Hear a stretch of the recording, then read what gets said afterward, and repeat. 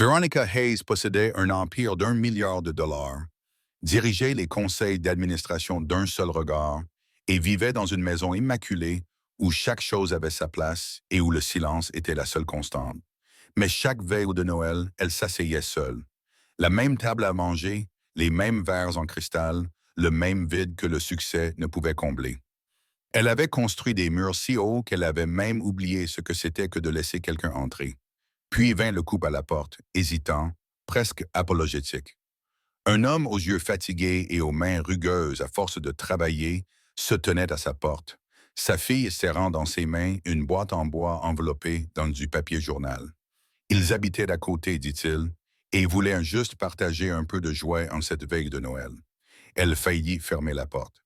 Mais quelque chose dans le sourire en coin de l'enfant, quelque chose dans la façon dont ce père en difficulté regardait sa fille comme si elle était tout son univers, a brisé quelque chose en Veronica qu'elle croyait mort depuis des années. Ce qu'elle ne savait pas, c'est qu'ouvrir sa porte ce soir-là allait tout bouleverser. Sa vie soigneusement construite, sa réputation intouchable et le mensonge qu'elle se racontait depuis 20 ans. Le monde était sur le point de découvrir que même le cœur le plus froid pouvait fondre et que certaines personnes étaient prêtes à un tout pour l'empêcher. Le vent de décembre faisait vibrer les fenêtres de la maison de Veronica Hayes. Mais à l'intérieur, tout restait parfaitement calme. Elle était assise à sa table à manger, qui pouvait accueillir 12 personnes, mais qui n'avait jamais accueilli qu'une seule personne, les doigts serrés autour d'un verre en cristal rempli d'un vin qu'elle goûtait à peine. À travers les baies vitrées, elle pouvait voir le quartier se transformer. Des maisons illuminées, des familles réunies sous leurs porches, des enfants courant dans les jardins recouverts de neige fraîche. Veronica avait cessé de décorer sa maison depuis des années. Celle-ci reflétait ce qu'elle était devenue. Efficace, belle dans sa froideur, complètement vide. Depuis l'accident qui avait emporté ses parents lorsqu'elle avait 16 ans, elle ne s'était plus autorisée à espérer davantage. Elle avait bâti Hayes Industries à partir de rien, était devenue la plus jeune femme à diriger une entreprise de Fortune 500 à 35 ans et avait triplé sa valeur à 40 ans. Aujourd'hui, à 43 ans, elle était assise seule le soir de Noël, entourée de tout ce qu'elle avait accompli et ne ressentait rien d'autre que le froid. On frappa à la porte à 20h17. Personne ne lui rendait visite à l'improviste, elle envisagea d'ignorer le bruit, mais quelque chose dans la douceur de ce coup la fit se lever de sa chaise. Quand elle ouvrit la porte, un courant d'air froid s'engouffra, apportant avec lui une odeur de neige et de cannelle. Un homme se tenait sur son porche et derrière lui, une petite fille jetait un œil, les yeux écarquillés. Sa veste était usée au coude, ses mains étaient rugueuses et cailleuses. La fillette, qui n'avait pas plus de 7 ans, portait un manteau trop grand pour elle et tenait dans ses mains une petite boîte en bois enveloppée dans du papier journal et attachée avec un ruban rouge qui avait clairement déjà servi. « Je suis désolé de vous déranger, » dit l'homme avec un léger accent du Sud. « Nous habitons à côté de la Maison Bleue. Ma fille Rosie voulait partager Noël avec le voisinage. » Il jeta un coup d'œil à l'enfant, dont le visage s'illumina d'un large sourire. « Nous avons fabriqué quelque chose et nous voulions vous en offrir une. » La première réaction de Veronica fut de refuser. Mais la petite fille s'avança, tenant la boîte à la main, et Veronica se retrouva à regarder dans des yeux qui ne portaient aucun jugement, mais qui exprimaient simplement le désir de donner. « Papa dit que tout le monde devrait avoir quelque chose de gentil à Noël, même s'ils sont seuls, » dit Rosie. Ces mots tombèrent comme une pierre dans le haut calme. Même s'ils sont seuls, était-ce si évident? C'est très gentil, s'entendit dire Veronica. Elle prit de la boîte, sentant son poids inattendu. Merci. C'est papa qui l'a fabriqué, annonça fièrement Rosie. Il fabrique beaucoup de choses, dit l'homme en rougissant légèrement. Ce n'est rien d'extraordinaire, juste quelque chose que je fais pendant mon temps libre. Il croisa brièvement son regard, et dans ce contact, Veronica vit non pas la reconnaissance de sa réussite professionnelle, mais celle de sa solitude. « Joyeux Noël », dit-il doucement. Elle aurait dû fermer la porte, mais au lieu de cela, elle se surprit à l'appeler. « Attendez, je n'ai pas retenu votre nom. »« Lucas », répondit l'homme. « Lucas Bennett. Et voici Rosie, Veronica Hayes. » Elle hésita. « Voulez-vous entrer? Il fait froid dehors. » Lucas jeta un coup d'œil à sa fille, puis revint vers Veronica, évaluant l'invitation. « Nous ne voulons pas nous imposer. » Ce n'est pas le cas. Et en disant cela, Veronica se rendit compte que c'était vrai. « Je vous en prie, j'ai du chocolat chaud. » Luca acquiesça et Rosie monta les marches 4 à 4. Veronica les conduisit dans sa cuisine, tout en marbre blanc et en acier inoxydable. Elle fit chauffer du lait, trouva du cacao en poudre, et bientôt, ils étaient installés autour de l'îlot central. « Depuis combien de temps habitez-vous à côté ?» demanda Veronica. « Environ 8 mois, répondit Luca. Nous avons déménagé ici depuis la Géorgie. J'avais besoin d'un nouveau départ après le décès de ma femme il y a 2 ans. Il y avait dans sa voix une neutralité prudente qui suggérait une douleur contenue. Veronica comprenait cela intimement. « Je suis mécanicien chez Jensen, poursuivit-il. Je fais aussi de la menuiserie, principalement des meubles. C'est vous qui avez fabriqué ça? Demanda Veronica en montrant la boîte. Rosie la déballait avec précaution, révélant une boîte en bois de cerisier avec des assemblages à queue d'aronde et un motif de feuilles et de vignes sculpté sur le couvercle. L'intérieur était doublé de velours bleu et comportait de petits compartiments de différentes tailles. Elle était magnifique, sans être tape à l'œil ni coûteuse, mais fabriquée avec soin et amour, comme en témoignait chaque détail.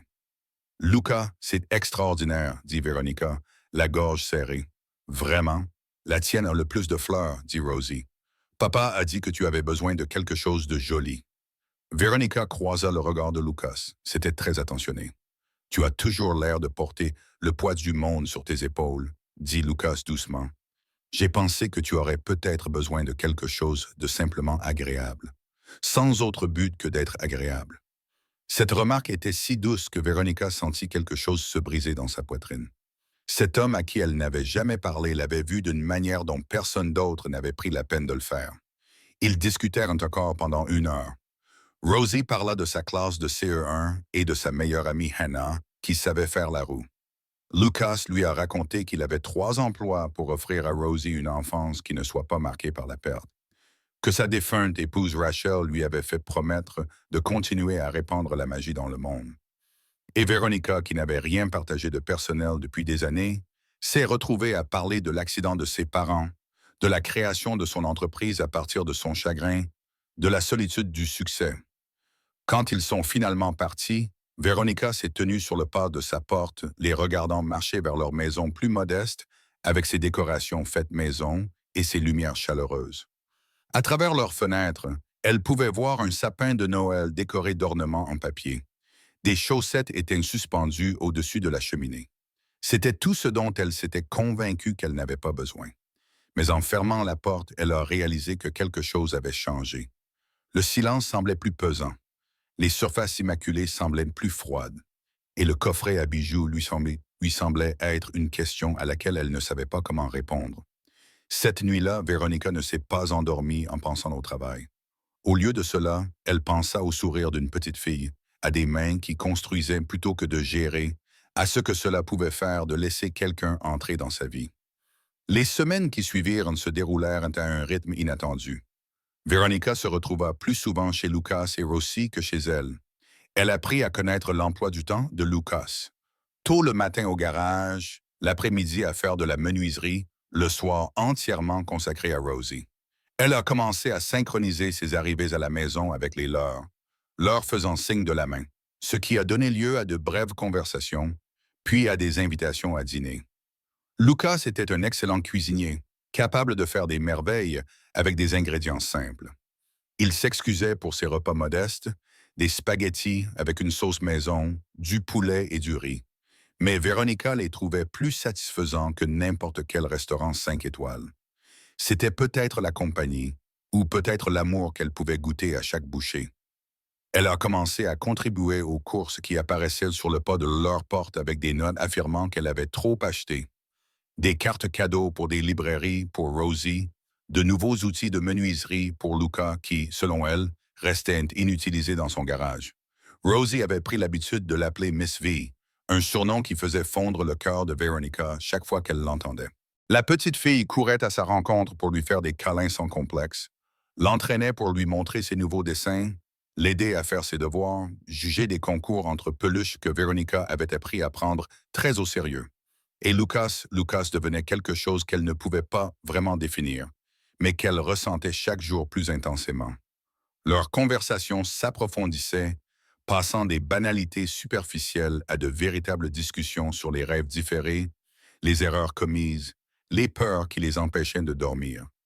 Ils discutaient longtemps après que Rosie soit allée se coucher, assis à sa petite table de cuisine, le café refroidissant entre eux, et Véronica se surprenait à remarquer des choses qu'elle n'avait pas à remarquer. La façon dont ses yeux se plissaient quand il souriait, la force de ses mains lorsqu'il gesticulait en parlant, le calme et la stabilité qui émanaient de lui comme une promesse. Elle était en train de tomber amoureuse de lui.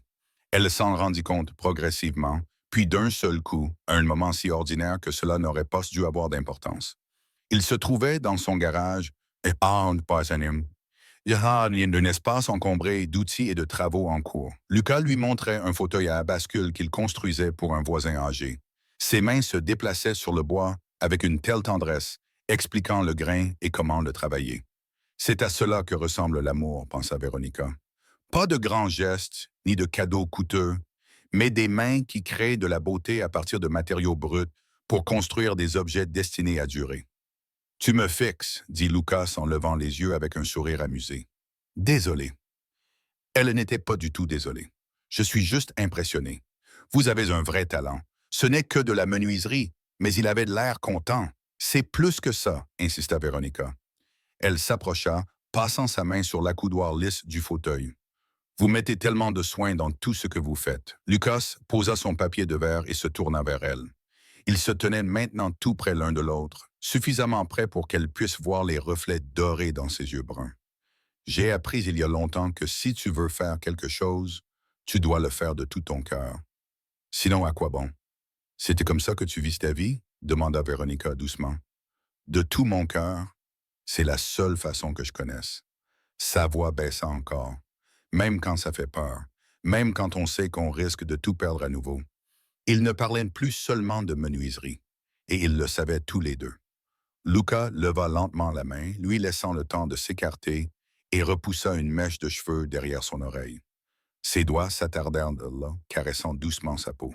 « Véronica, dit-il, son nom mêlant à la fois une question, un espoir et une crainte. « J'ai peur, admit-elle dans un murmure à peine audible. « Moi aussi, répondit Lucas en lui caressant la joue du pouce.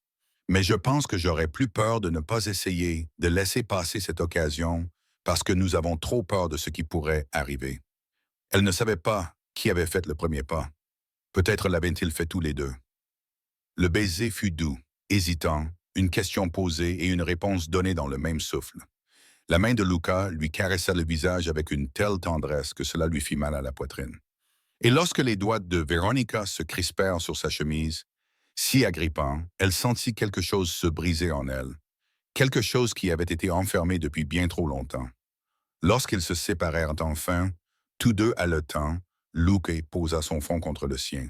« Eh bien, dit-il avec un sourire dans la voix, c'est arrivé. » Véronica rit, un rire tremblant, mais sincère. « C'est vrai, je le veux. Tu le regrettes. » Elle s'écarta juste assez pour croiser son regard. « Pas du tout. » Ils prirent leur temps après cela, conscients de la présence de Rosie et de la délicatesse qu'il y avait à introduire une nouvelle dynamique dans la vie d'un enfant. Lucas parla à sa fille avec précaution, s'assurant qu'elle comprenait que ses sentiments pour Véronica ne diminuaient en rien l'amour qu'il portait à sa défunte mère, qu'il était possible d'honorer le passé tout en se tournant vers l'avenir. Rosie, avec l'adaptabilité et la sagesse dont les enfants font parfois preuve, semblait parfaitement comprendre. « Ça veut dire que Mademoiselle Sylvie est ta petite amie? » demanda-t-elle un soir au dîner, en les regardant tour à tour avec des yeux brillants et curieux. Lucas jeta un coup d'œil à Véronica, l'air interrogateur. Elle acquiesça, sentant ses joues s'échauffer. « Si ça te va, dit Lucas à sa fille. Rosie réfléchit sérieusement, puis éclata de rire. « Elle peut venir voir ma pièce de théâtre à l'école la semaine prochaine? La mère d'Hannah amène toute sa famille, et moi aussi je veux avoir une grande famille. » Véronica sentit les larmes lui monter aux yeux. Une famille? Depuis quand avait-elle cessé de se considérer comme quelqu'un qui pouvait avoir cela? J'en serais honoré, parvint-elle à répondre. Et c'est ainsi que leurs vies commencèrent à s'entremêler. Véronica assista à la pièce de théâtre, une production chaotique où Rosie jouait une pirate enthousiaste et applaudissait plus fort que tout le monde. Elle commença à garder des vêtements supplémentaires chez Luca pour les soirées qui se transformaient en nuits sur le canapé après que Rosie les suppliait de rester. Elle apprit à tresser les cheveux, à vérifier les devoirs et à lire des histoires avant de dormir avec toutes les voix appropriées. Luca, à son tour, devint son point d'ancrage.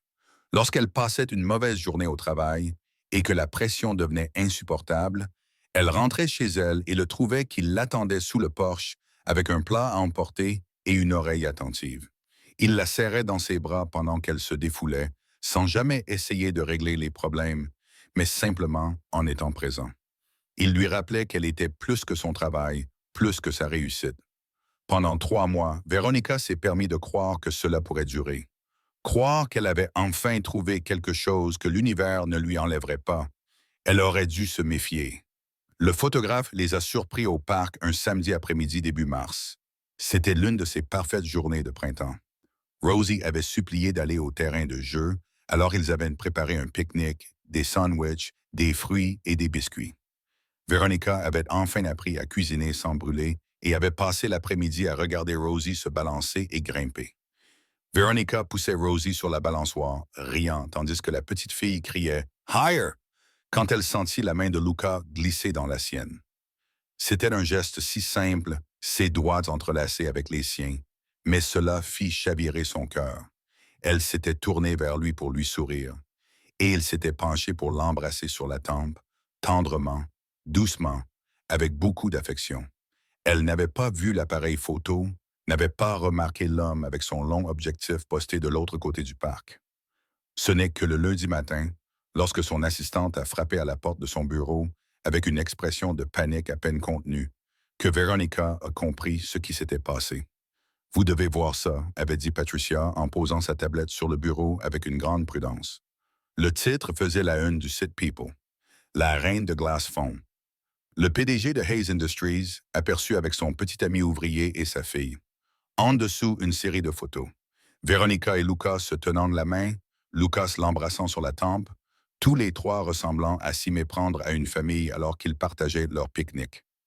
L'article était pire que les photos, rempli de jugements à peine voilés sur le couple improbable formé par une PDG milliardaire et un mécanicien en difficulté. Il spéculait sur le fait que Veronica se laissait aller ou que Luca était un croque-cœur et contenait des commentaires cruels sur le fait qu'elle essayait de jouer à la maison parce qu'elle s'était trop concentrée sur sa carrière pour fonder sa propre famille. Veronica sentit un froid envahir ses veines. C'était ce qu'elle redoutait, non pas les jugements eux-mêmes, mais leurs conséquences sur Luca et Rosie. Le conseil d'administration se réunit dans 1 heure, dit Patricia à voix basse. Il s'inquiète pour l'image de l'entreprise. La réunion fut aussi brutale qu'elle l'avait prévue. Les membres du conseil, des hommes en costume coûteux qui n'avaient jamais eu à choisir entre bonheur personnel et réussite professionnelle, lui montrèrent d'autres articles parus pendant la nuit. Les réseaux sociaux s'en donnaient à cœur joie avec cette histoire. C'est une distraction dont l'entreprise n'a pas besoin. Harold Winters déclara « Il était le plus âgé des membres du conseil d'administration. Une vieille fortune et des valeurs encore plus anciennes. Nos investisseurs veulent de la stabilité, pas des ragots. Ma vie privée n'a rien à voir avec ma capacité à diriger cette entreprise, dit Veronica en gardant un ton calme, sauf quand elle devient publique. Margaret Chen, la directrice financière, a au moins eu la décence de prendre un air contrit. Le cours de l'action a baissé de 2 points ce matin. Parce que j'ai été photographié dans un parc avec quelqu'un qui m'est cher. Parce que vous êtes lié à quelqu'un dont la situation financière pourrait être considérée comme un handicap. Harold l'interrompit. Que se passera-t-il lorsqu'il commencera à formuler des exigences? Lorsqu'il s'attendra à ce que vous financiez son train de vie? Lucas ne ferait jamais ça. Veronica s'écria, la colère montant en elle. Tu n'en sais rien. Tu le connais à peine. Harold s'est penché en avant. Il y a 6 mois, tu ne lui avais même jamais parlé. Maintenant, tu joues le rôle de belle-mère auprès de son enfant. Cela nuit à l'image de l'entreprise. La discussion a tourné en rond pendant 1 heure. Finalement, Harold a posé ce qui était clairement un ultimatum. Nous ne te demandons pas de mettre fin à cette relation, mais nous te demandons d'être plus discrète, plus de sorties publiques. Gardez votre vie privée pour vous ou démissionnez et laissez quelqu'un de plus raisonnable prendre votre place. Démissionnez de l'entreprise qu'elle avait bâtie de ses propres mains et dans laquelle elle avait investi 2 décennies. La seule constante dans un monde qui ne cessait de lui prendre tout le reste. Il lui demandait de choisir entre sa carrière et sa relation. Elle quitta la réunion sans leur donner de réponse. La maison qui lui avait autrefois semblé être un sanctuaire lui apparaissait désormais comme un tombeau. Elle s'assit à sa table manger et tenta de réfléchir à ce qu'elle devait faire. On frappa à la porte juste après le coucher du soleil. Avant même d'ouvrir, elle savait que c'était Lucas. Il se tenait sous son porche, les mains dans les poches, l'air réservé comme elle ne l'avait jamais vu auparavant. « Je peux entrer ?» demanda-t-il doucement. Elle s'écarta. Il regarda autour de lui les surfaces immaculées, et elle vit qu'il percevait la distance entre leurs mondes d'une manière qu'il n'avait jamais eue auparavant. « J'ai vu les articles, dit-il. Le professeur de Rose en avait parlé. Certains autres parents en discutaient. Lucas, je suis vraiment désolé. » Les mots sortirent tout seuls. « Je n'ai jamais voulu que cela arrive, que toi et Rosie soyez entraînés dans... » « Je sais. » Il passa une main dans ses cheveux, l'air fatigué d'une manière qui allait au-delà de l'épuisement physique. « Mais Véronica, ils disent des choses terribles sur moi, sur ma fille. » Un article insinuait « J'ai négligé Rosie en la laissant se rapprocher de toi. C'est ridicule. Tous ceux qui te connaissent, mais ils ne me connaissent pas. » L'interrompit Lucas, haussant légèrement le ton avant de se reprendre. « C'est ça le problème. Pour le reste du monde, je ne suis qu'un type qui essaie de jouer dans la cour des grands. Et Rosie, elle n'est qu'un accessoire dans une histoire qui te concerne. Elle a 7 ans. Elle ne devrait pas avoir à supporter que des inconnus dissèquent sa vie. Et alors, on abandonne. » Véronica entendit le désespoir dans sa propre voix. « On les laisse gagner. Ce n'est pas si simple. » Lucas la regarda enfin dans les yeux, et la douleur qu'elle y vit faillit la briser. « Tout ce que je fais, chaque choix que je prends, je dois d'abord penser à Rosie. C'est ça, être parent. Et en ce moment, tout avec toi signifie la mettre sous les feux de la rampe d'une manière qui pourrait lui faire du mal. Comment pourrais-je choisir ça? Comment peux-tu ne pas le faire? » rétorqua Véronica. « Vas-tu vraiment laisser la peur prendre cette décision? Laisser le jugement des autres déterminer si nous pouvons être heureux? » « Il ne s'agit pas de mon bonheur, » dit Lucas doucement. « Cela a cessé d'être le cas dès que je suis devenu père. Mes désirs, mes besoins, ils passent toujours après les siens. Et qu'en est-il de ce qu'elle veut? Rosie adore m'avoir à ses côtés. Elle a 7 ans. Elle ne comprend pas ce que cela signifie, à quel point la situation pourrait empirer. Que se passera-t-il quand elle sera victime d'intimidation à l'école? Quand les autres parents chuchoteront à notre sujet? Quand elle tapera ton nom dans Google et trouvera des articles qualifiant son père de coureur de fortune? Il prit une inspiration tremblante. Je ne peux pas la protéger de tout, mais je peux la protéger de ça. Le silence qui suivit était accablant. C'était donc le choix qu'elle avait toujours fui toute sa vie. Choisir d'aimer et risquer de tout perdre, ou se refermer sur elle-même et rester en sécurité. Mais elle avait passé 27 ans à jouer la carte de la sécurité. 27 ans à préférer la sécurité aux relations, le succès à la vulnérabilité, les murs aux fenêtres, et qu'est-ce que cela lui avait apporté? Une belle maison où elle détestait rentrer. Un réveillon de Noël passé seul, à se demander à quoi tout cela servait s'il n'y avait personne avec qui le partager. « Non, dit-elle finalement. » Le mot était calme mais ferme. Lucas cligna des yeux. « Quoi? »« Non, répéta Véronica plus fort cette fois. Je ne vais pas faire ça. Je ne vais pas laisser la peur prendre cette décision. Je ne vais pas vous quitter, toi et Rosie, parce que le monde a des opinions sur nous et je ne te laisserai pas partir non plus. »« Oh, Véronica, écoute-moi. » Elle s'approcha de lui et lui prit les mains dans les siennes. « Tu as raison, Rosie doit passer en premier. Tu as tout à fait raison là-dessus. Mais sais-tu ce qui, selon moi, lui ferait le plus de mal?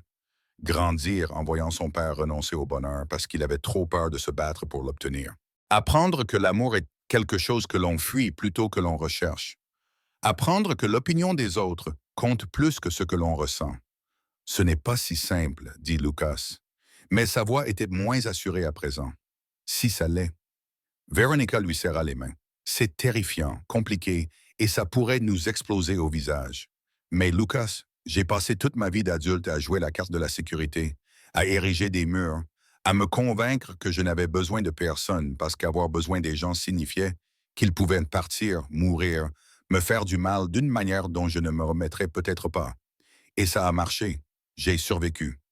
Mais je ne vivais pas. Que veux-tu dire? Je veux dire que je t'aime. Les mots sortirent avec force, avec certitude.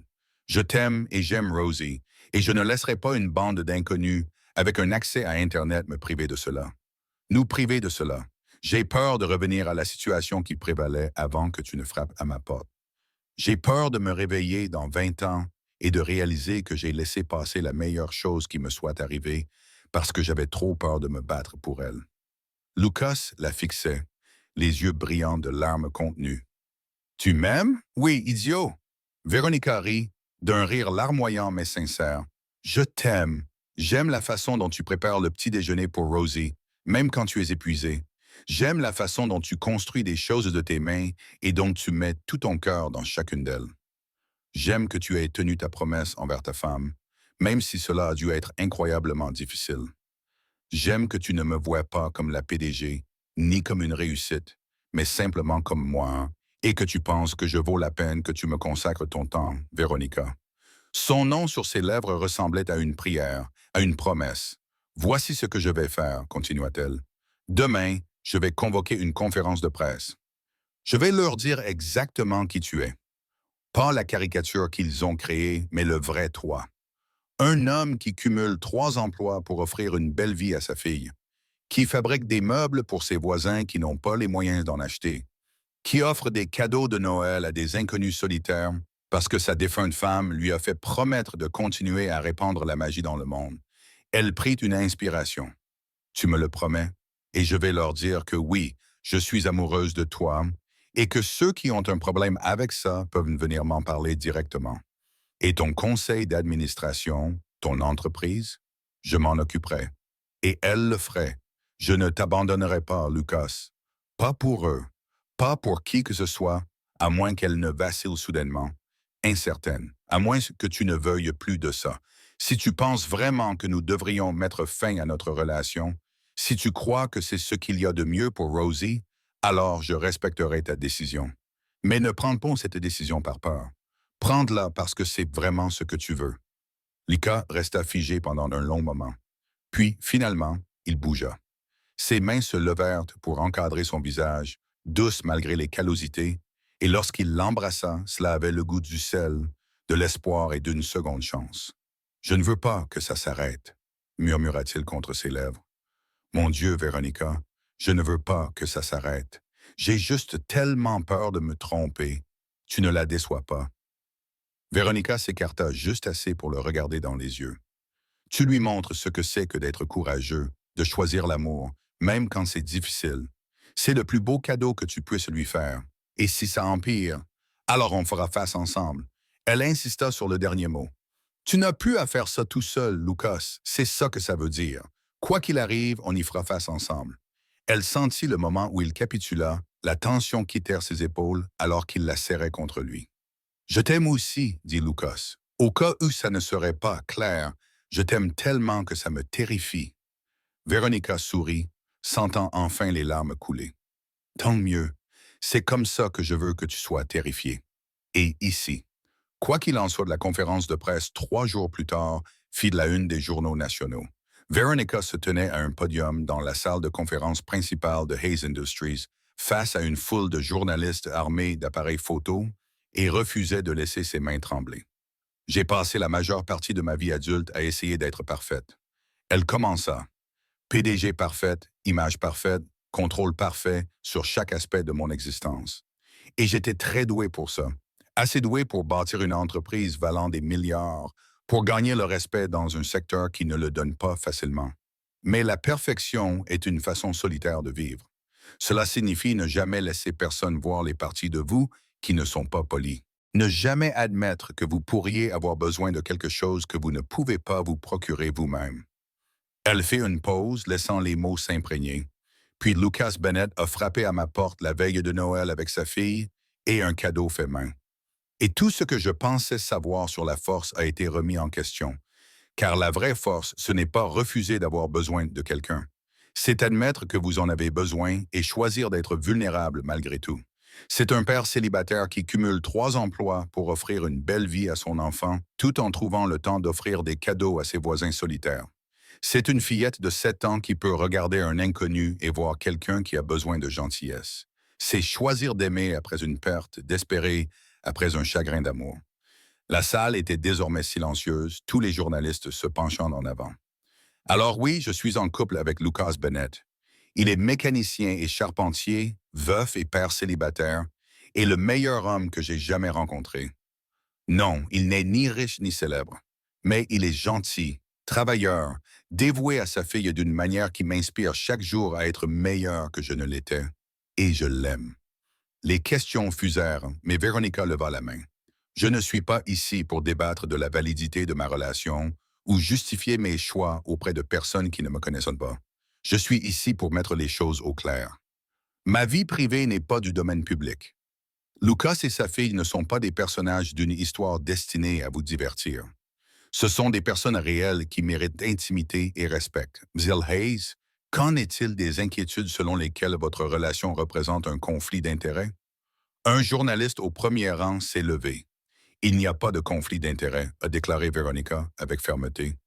Lucas n'est pas impliqué dans mon entreprise. Il n'a aucun intérêt financier dans son succès et ne s'intéresse à rien d'autre qu'à construire une vie avec moi. Qu'en est-il des préoccupations du conseil d'administration? Veronica s'est permis un petit sourire. Le conseil d'administration travaille pour moi et non l'inverse. J'ai fondé Hayes Industries. Je l'ai construite à partir de rien et je continuerai à la diriger tout en ayant une vie personnelle, car je suis un être humain, pas un robot d'entreprise. Si le conseil d'administration ne peut l'accepter, il est libre de trouver un autre emploi. Elle a répondu à quelques questions supplémentaires avant de mettre fin à la conférence et de sortir la tête haute. Son téléphone a vibré, signalant un SMS de Lucas. Nous avons regardé. Rosie dit, « Tu as été plus courageuse que n'importe quel super-héros. Je suis d'accord. Je t'aime. » Les retombées ont été intenses, mais gérables. Les réseaux sociaux ont explosé de commentaires. Des articles d'opinion ont été publiés. Et oui, le cours de l'action a subi un nouveau coup dur, mais il s'est stabilisé après une semaine. Et lorsque les résultats trimestriels ont été meilleurs que prévu, même Harold Winters a dû admettre à contre-cœur que sa vie personnelle n'avait pas détruit l'entreprise. Plus important encore, la frénésie médiatique finit par s'estomper. De meilleures histoires firent leur apparition. Luca et Rosie apprirent à gérer les photographes occasionnels et Veronica apprit à fixer des limites avec son travail, à partir à des heures raisonnables, à prendre ses week-ends, à se rappeler qu'il y avait une vie en dehors des salles de conférence. Ce n'était pas parfait. Il y avait encore des jours difficiles, mais ils les surmontèrent ensemble, apprenant à communiquer, à croire que ce qu'ils avaient était plus fort que toutes les forces extérieures qui tentaient de les séparer. Le soir de Noël suivant, exactement un an après que Luca et Rosie aient frappé à sa porte, Veronica se tenait dans leur cuisine désormais.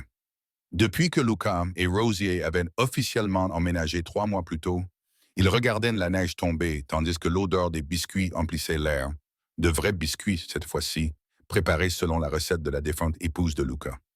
La maison avait changé. Là où il n'y avait autrefois que des surfaces immaculées, il y avait désormais les dessins de Rosie sur le réfrigérateur, les outils de Luca dans l'atelier aménagé dans le garage, des photos de famille éparpillées un peu partout. La table à manger accueillait régulièrement des amis et des voisins. Le silence avait laissé place au rire, à la musique, au son réconfortant d'une vie bien remplie. Mademoiselle V. Rosie arriva en courant, vêtue de sa nouvelle robe de fête. Puis-je ouvrir la porte quand les invités arriveront? Bien sûr, ma chérie. Véronica se pencha pour embrasser le sommet de sa tête, s'émerveillant de la naturalité avec laquelle ce geste était devenu. Lucas apparut dans l'embrasure de la porte, très élégant dans le pull vert qu'elle lui avait acheté. Lorsqu'il lui sourit, Véronica ressentit le même frémissement que lors de leur première nuit. « Tout est prêt? » demanda-t-il en passant ses bras autour de sa taille par derrière.